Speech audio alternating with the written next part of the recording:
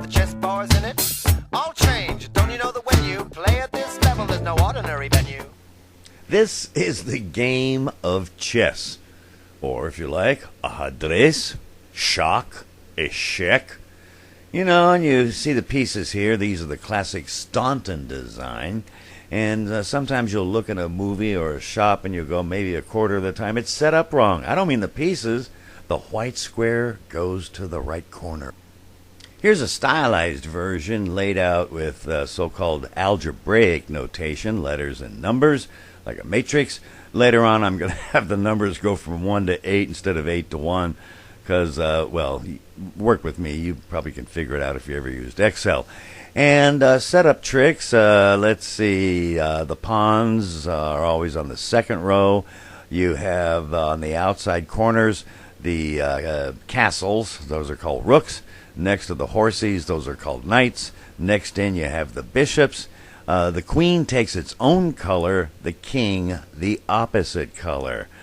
Sometimes the older notation would refer to the rank and file. You might say a knight moves to queen's bishop 3. That would be the knight, the horsey, goes up to, well, let's see, queen. There's the queen. Then there's a bishop. Why? Because you could have had a king's bishop. And 3 is 3 up. You use either notation. I won't refer to either. Here's a listing of the movements and the nominal weights that most people tend to give to the pieces. A pawn can move up 1, although 2 on the first time to the front, but can take diagonally.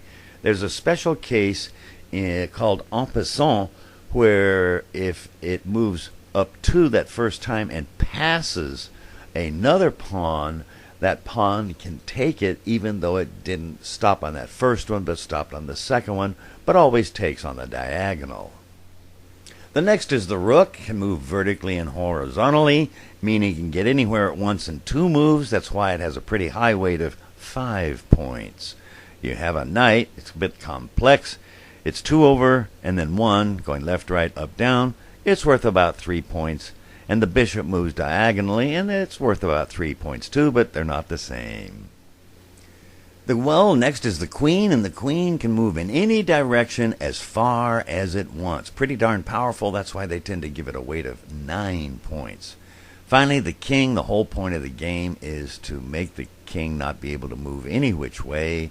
It's under attack regardless, and that's why it's given a weight of infinity, if you will, and just can move 1 square in any direction.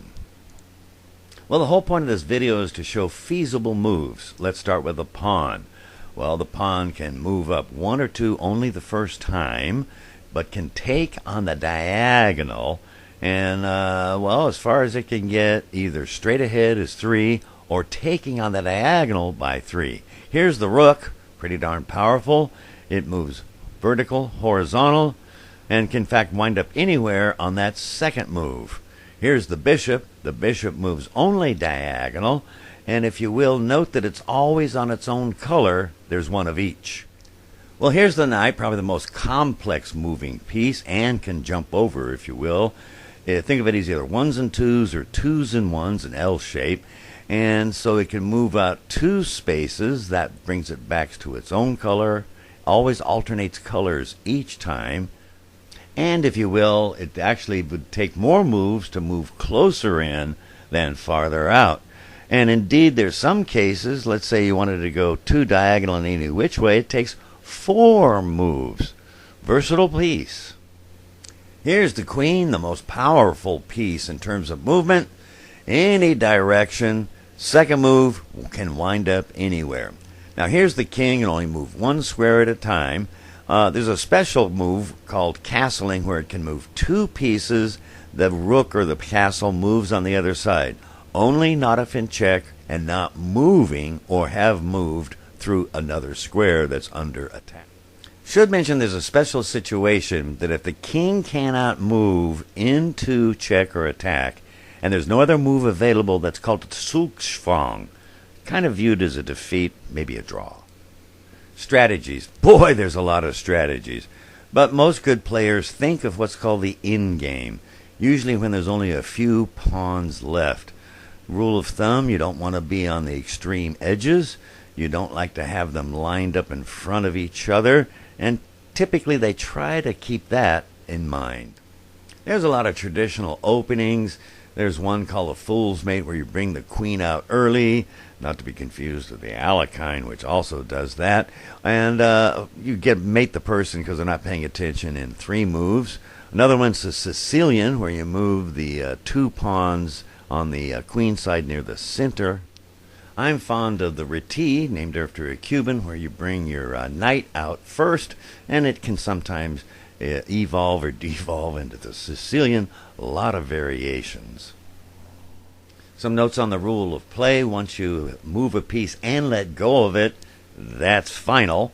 If you are attacking a queen, it's good manners, but not required to say en garde. On the other hand, if you're attacking the king, it is required for you to say check. And when you do it again and the king has no other move, checkmate.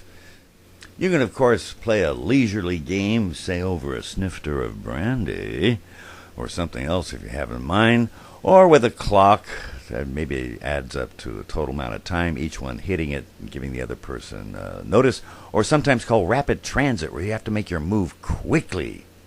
Good luck!